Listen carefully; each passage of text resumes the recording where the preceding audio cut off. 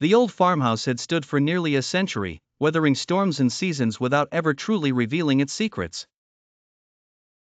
The locals in the small town of Clearfield had long spun tales about the eerie glow that seemed to emanate from the top windows on moonless nights, but these were just stories, or so they believed. Until Alice came to town. Alice was an urban researcher fascinated by folklore and rural legends. Her flame-red hair and sharp green eyes marked her as an outsider, but she was determined to uncover the truth behind the farmhouse's mysterious reputation.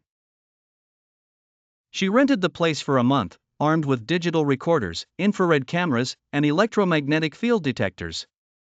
On her first night, Alice noticed something peculiar, a creaking sound that echoed through the halls, louder than mere wood settling. The air felt heavy, almost alive with tension. Ignoring her growing unease, she set up her equipment and went to bed, only to be awakened at 3 a.m. by a piercing scream. Her cameras captured nothing, but the scream resonated through her very bones. The following nights grew progressively more disturbing.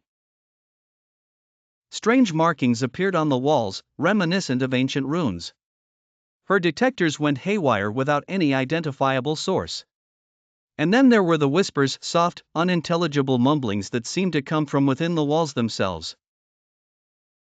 As the days passed, Alice found herself drawn to the attic, the source of the house's ghastly luminescence. Armed with a flashlight and her unwavering curiosity, she ascended the creaky stairs. The attic was filled with dust and the pungent odor of decay. In the far corner, she discovered an old, weathered trunk.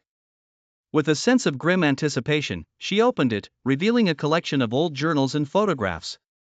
The photos depicted the farmhouse's previous occupants, a family who had mysteriously vanished one stormy night in 1923.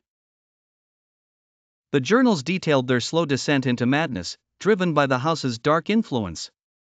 They spoke of ghostly apparitions, malevolent forces, and something far worse that lived in the shadows. Alice felt a chill run down her spine. She decided it was time to leave, but as she turned, the door slammed shut. The room grew colder, and she felt an icy grip around her ankles. She looked down and saw spectral hands emerging from the floor, pulling her into the darkness below.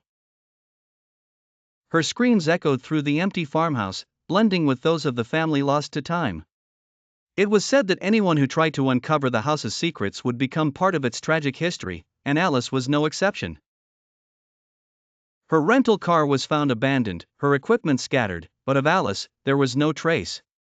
The farmhouse stood silent once more, waiting for its next curious soul, the glow in the top windows now even brighter, as if delighted by its newest acquisition.